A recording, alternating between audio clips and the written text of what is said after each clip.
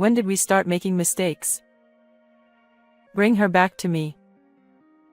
Without the energy to head to the bedroom, I slept quietly on the living room sofa that day. A few days later, my son-in-law Kenny visited my house before going to work. It will all be over soon. After leaving only those words, Kenny headed to work. His unusually strong tone left me feeling uneasy, but I didn't dwell on it too deeply. Later that evening, my husband Russ returned home without a word and went straight to the bathroom. As I watched his back, I realized I no longer felt anything. Despite our relationship having grown so cold, the layout of our home meant we had no choice but to sleep in the same room. I quietly entered the bedroom once Russ had fallen asleep. However, even with my eyes closed, I couldn't seem to drift off.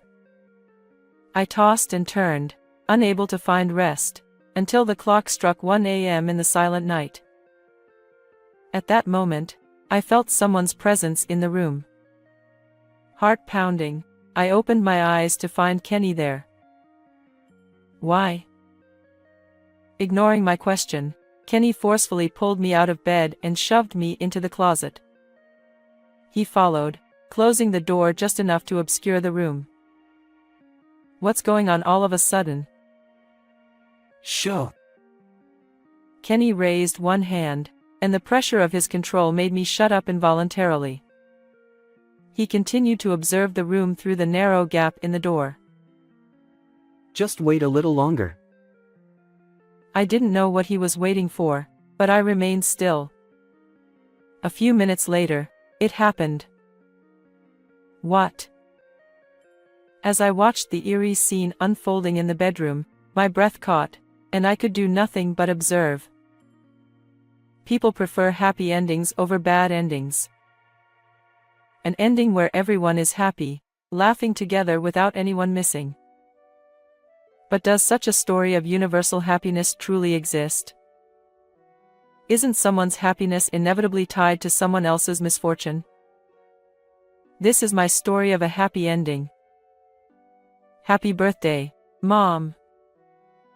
I am Lisa Moore. I'll be turning 57 this year. Usually, at this age, people don't bother remembering their exact age, but my daughter Kathy celebrates it so thoughtfully every year that I remember.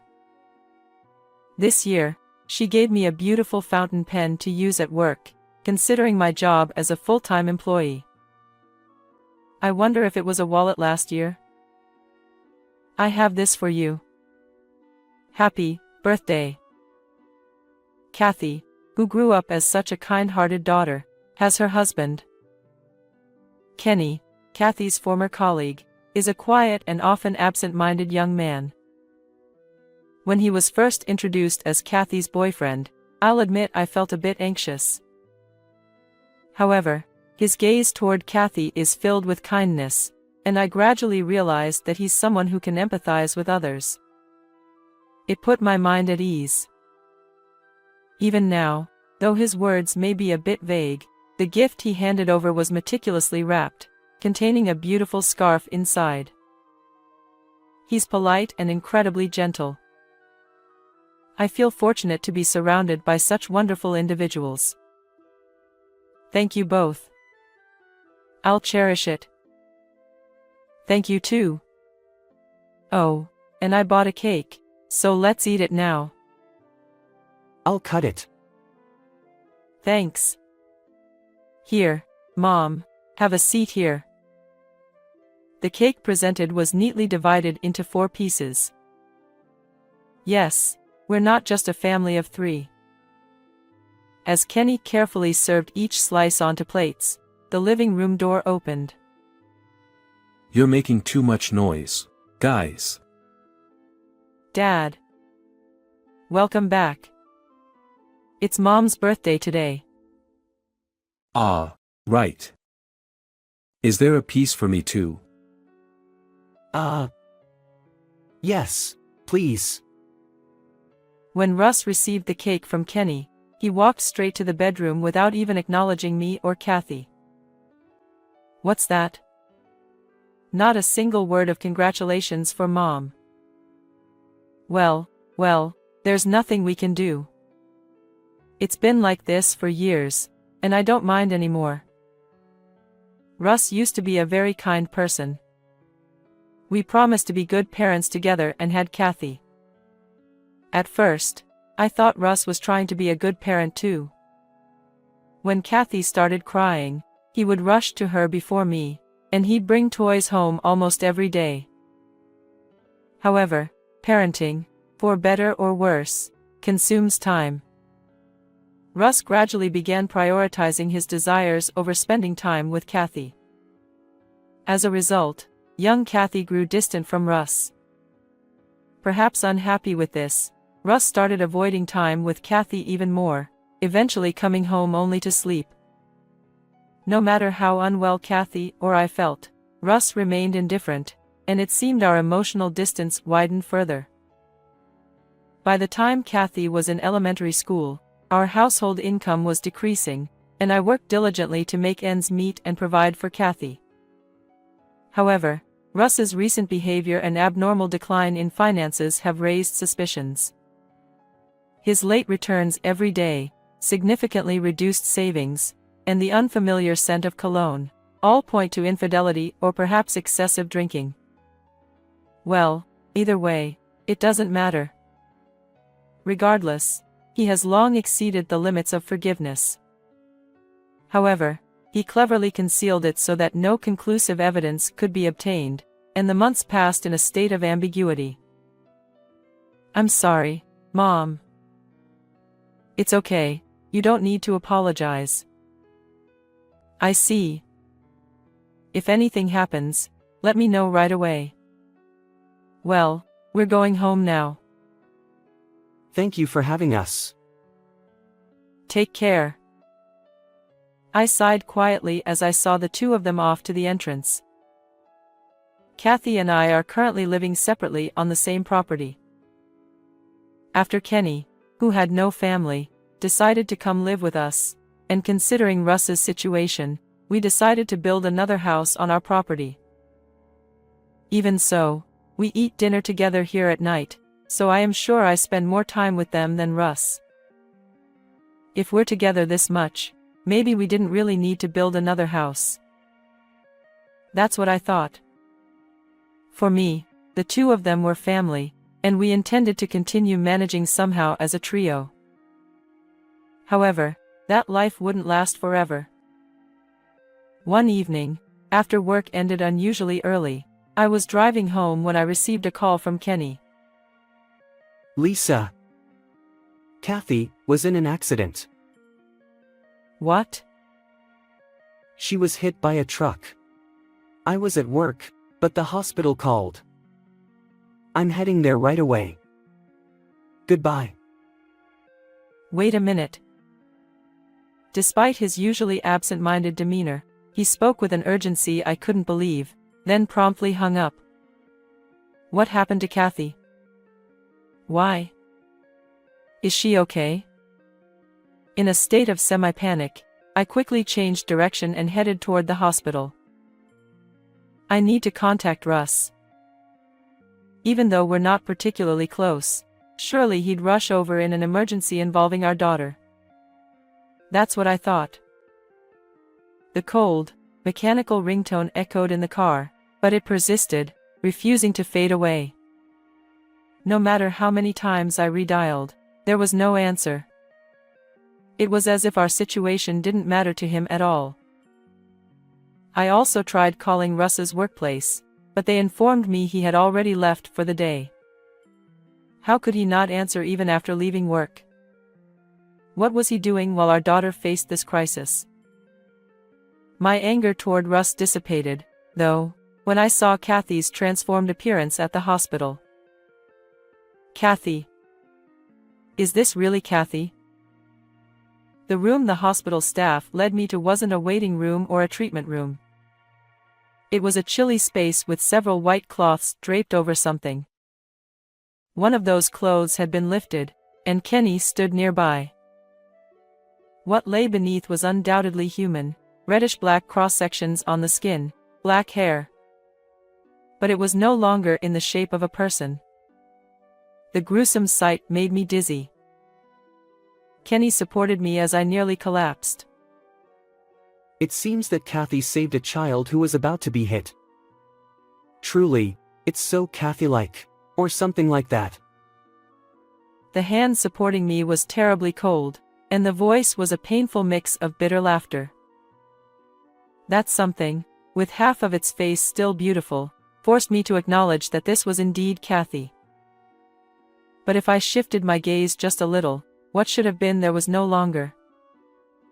As the police officer calmly explained the situation, tears welled up in my eyes.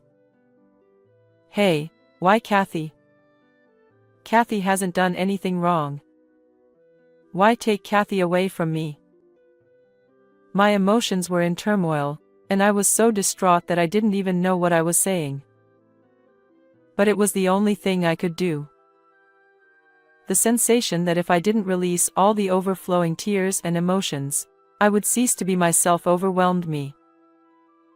Kenny, despite the pained expression on his face, gently embraced my trembling shoulders. He, too, occasionally sniffled. What should I do from now on? Everything had become inconsequential. The events that followed ended astonishingly quickly. The police investigation revealed no foul play, just an accident. Kathy was celebrated as a hero for saving the child. The funeral was a tough occasion due to the enormous number of attendees. As a mother, I felt a twinge of pride knowing how many people admired Kathy.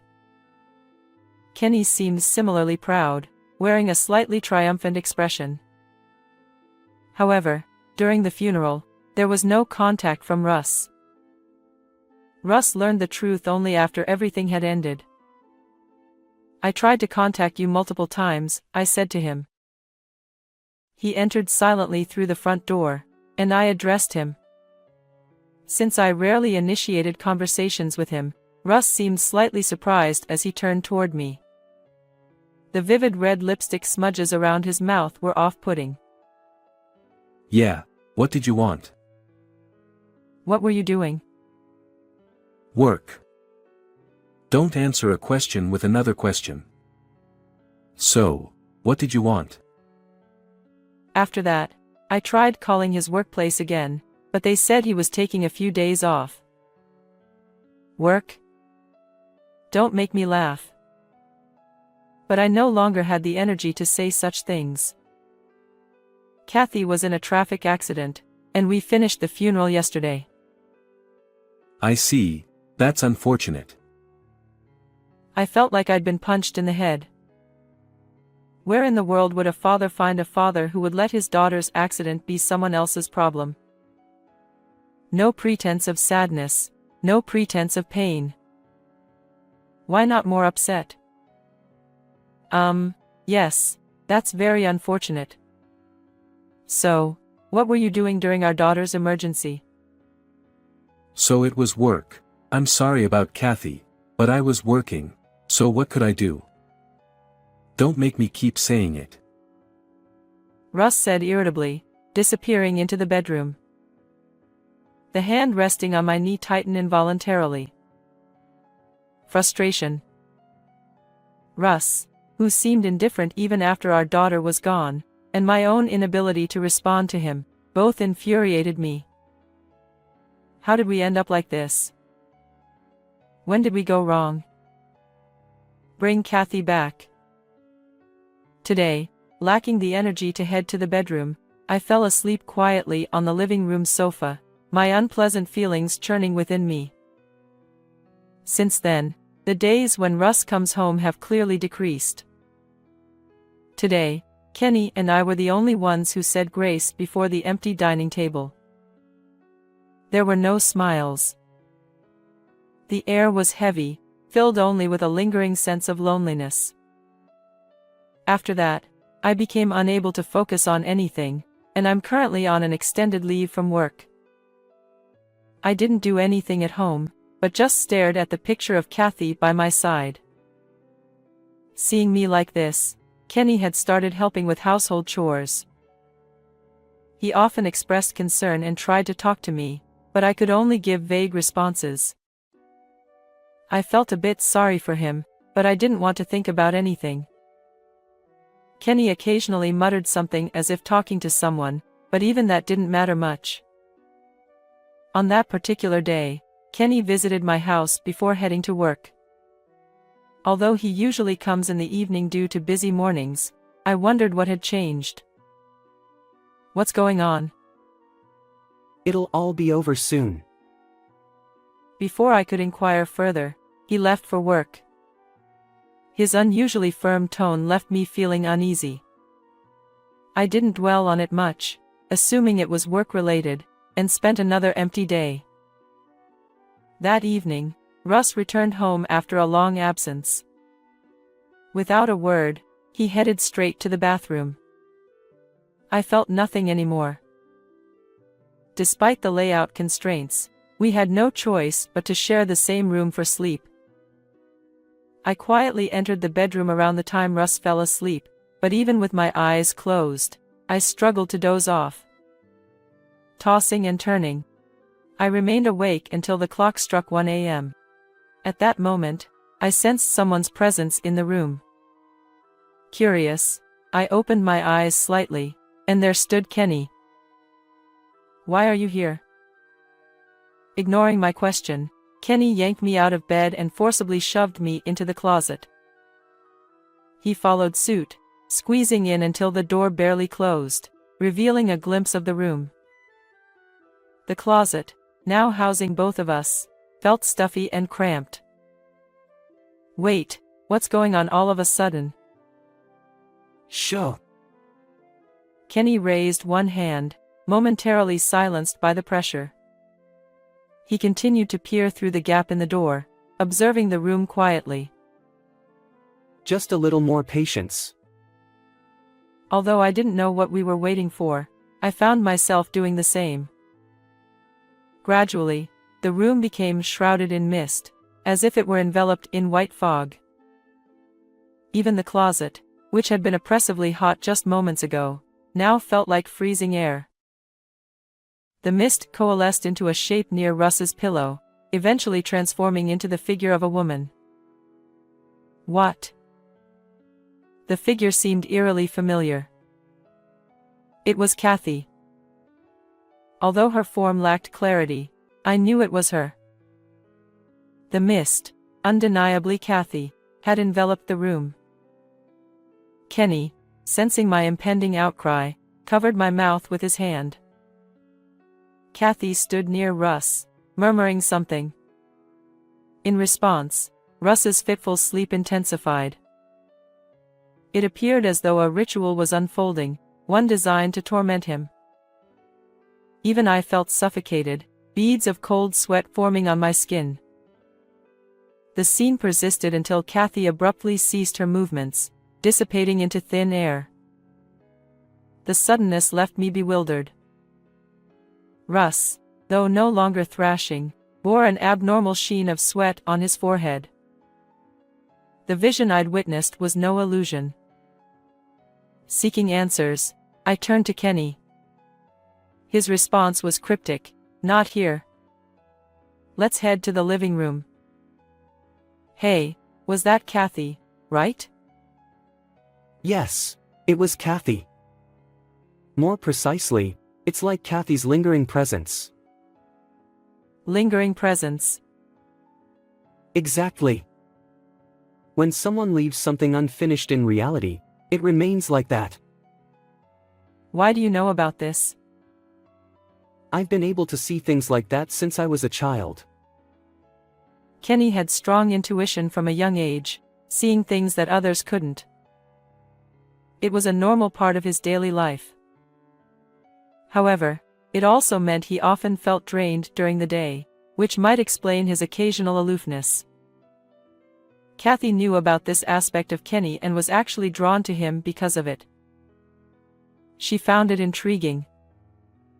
Because of this ability, I have always avoided people because I thought they would make me feel uncomfortable. But Kathy accepted me like that. Kenny gazed into the void again, a nostalgic expression on his face. There was nothing visible there, but perhaps Kathy was present, just beyond my perception. I wasn't one to believe in spirits, but after witnessing that scene earlier, I couldn't dismiss it entirely. When Kathy was gone, I couldn't sleep at all that night. But at that moment, I felt like Kathy was there. It wasn't clear then, but... Yeah, I see. As time passed, I could see her more distinctly. Now we can even converse. Kenny occasionally talks to someone. It turns out to be Kathy, lingering here as a thought.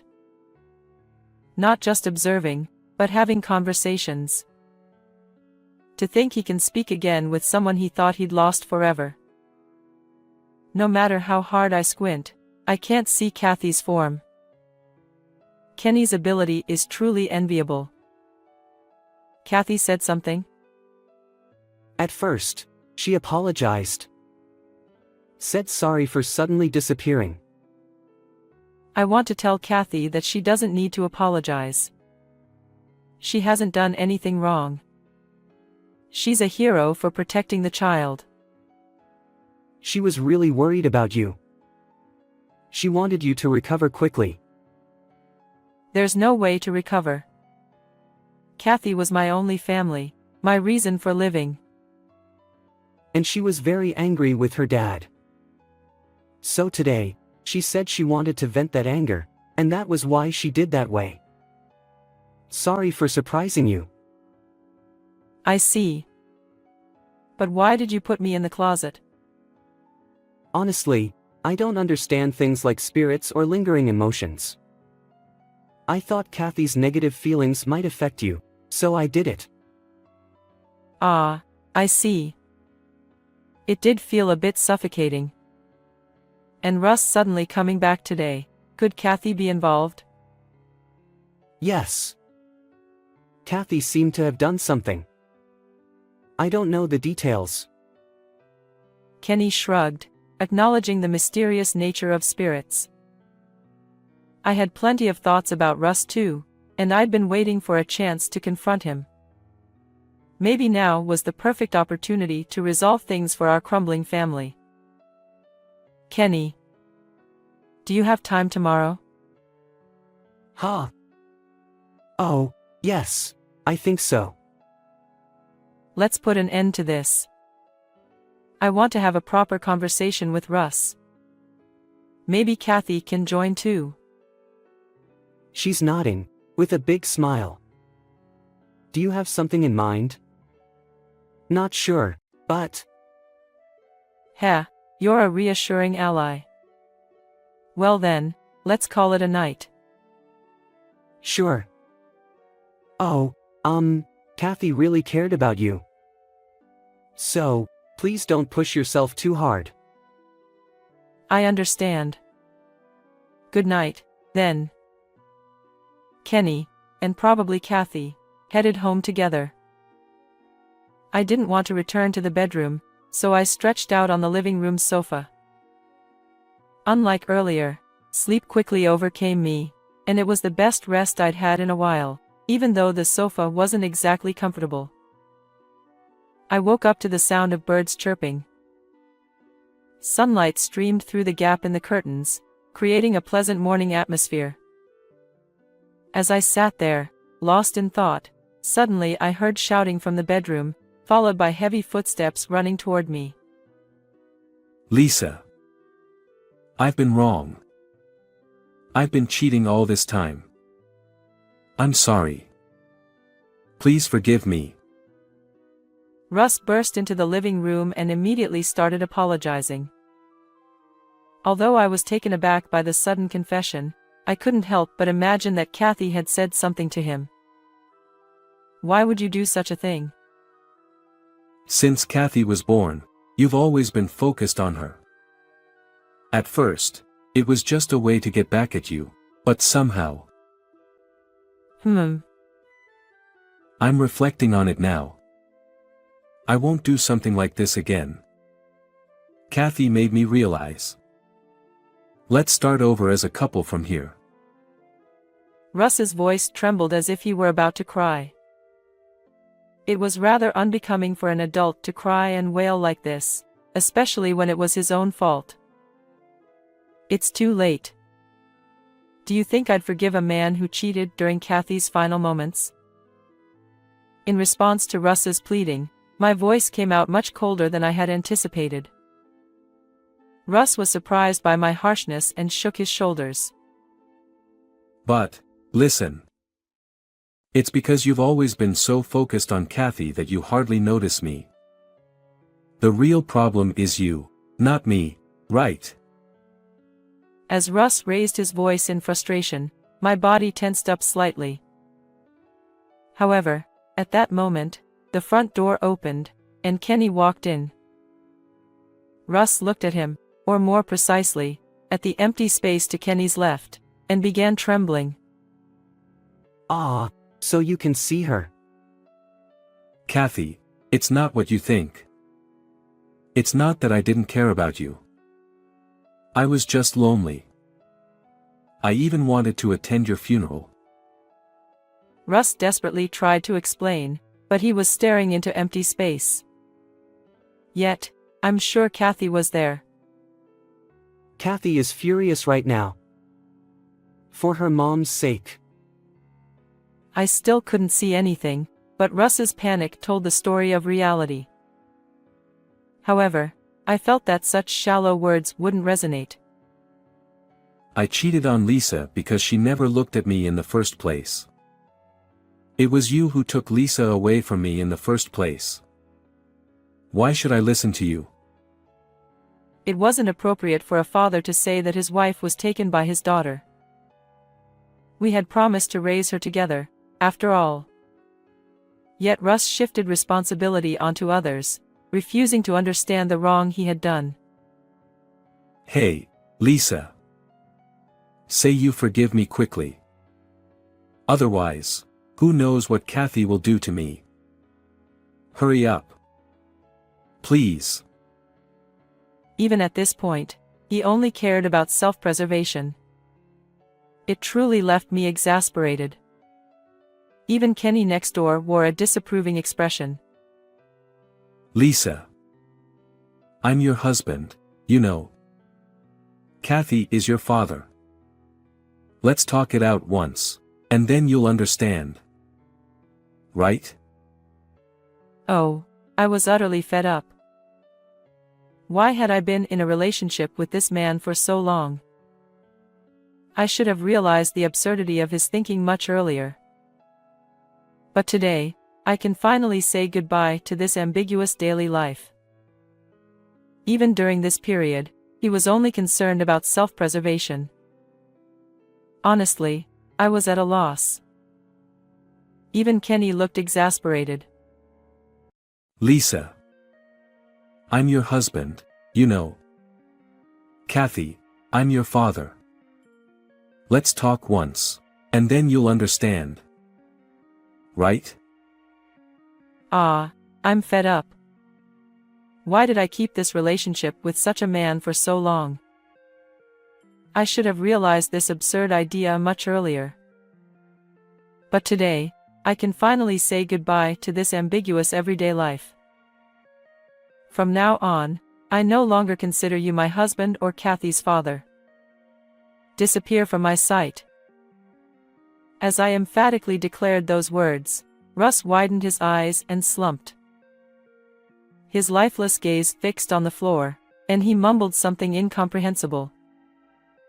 I approached him, bewildered by the sudden turn of events, but Kenny stopped me, assuring me it would be okay. Suddenly, I felt as though someone was embracing me from behind. There stood Russ, devoid of any will, but I sensed it was Kathy.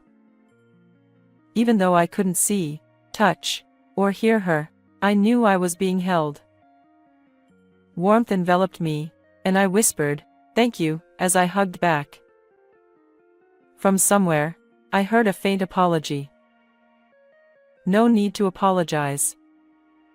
Of course, it's incredibly lonely, but I'm glad I can feel you like this one last time. Thank you so much for everything until now. Be happy." Kathy's presence and warmth vanished instantly. Overwhelmed by sudden loneliness, I reached out desperately, but my hand met nothing. "I guess I can't compete with you after all." Kathy had the happiest expression I've ever seen. As a mother, I'm sure there were things I could have done better for her. But hearing Kenny's words reassured me. If she's content, that's enough. I'll take my regrets to my grave. Russ hung his head, frozen in place. Later, I took him to a psychiatric clinic. Occasionally, he regained sanity only to tremble in fear and mutter something incomprehensible. The doctor was puzzled by these uncommon symptoms, but ultimately, he decided to admit him to the psychiatric hospital. Even when I looked at Russ, now an empty shell, no sympathy welled up within me. After all, this was the binding love Kathy left behind, disguised as a parent-child bond. Now that everything is settled, perhaps I should return to work. Maybe this isn't a neat resolution. Kathy is gone, and Russ is broken. To outsiders, it might seem like a bad ending. But my heart felt light. Years of torment caused by Russ had finally come to an end. I had the chance to embrace Kathy one last time. The gentle presence of Kenny, who would continue supporting me as family, made it a splendid happy ending from my perspective. No more regrets. Russ and I are technically still married. Honestly, I have no intention of taking care of him going forward, but due to matters like disability benefits and property ownership, we haven't divorced. Still, I feel a slight twinge of guilt, so I occasionally check in on him. Unfortunately, I can't visit him at the psychiatric hospital where he resides. He continues to live in fear and occasionally mutters incomprehensible things. It will likely be quite some time before he's discharged. While I don't wish unhappiness upon him, I hope he truly faces the consequences of his actions. On the other hand, Kenny seemed a bit disappointed when Kathy's presence faded away. "Even though I can't see Kathy anymore, it's good to see you brighter than before." He's adorable when he says things like that. We've discussed his future living arrangements before. Kenny, you don't need to worry about me anymore. You're free to live your life as you please. There's no need for you to stay in this house. What you're saying is true, but if you're okay with it, I'd like to stay here. Why? Kathy always appreciated you. Despite the environment, you allowed her to pursue what she wanted, and she grew up straight thanks to you. Kathy wouldn't say that. No, I agree with her. You have incredible nurturing qualities. I feel like I'm living with my real mother in this house. Kenny blushed a little, turning away, but his words made me smile. His reaction was so much like that of a real son. Even though he seemed a bit reluctant, we both ended up laughing. The sound of our laughter filled the room, and a refreshing breeze swept through. It felt as pleasant as Kathy's bright smile in the photo frame. How did you find this story? If you enjoyed it, consider subscribing to our channel. Until next time.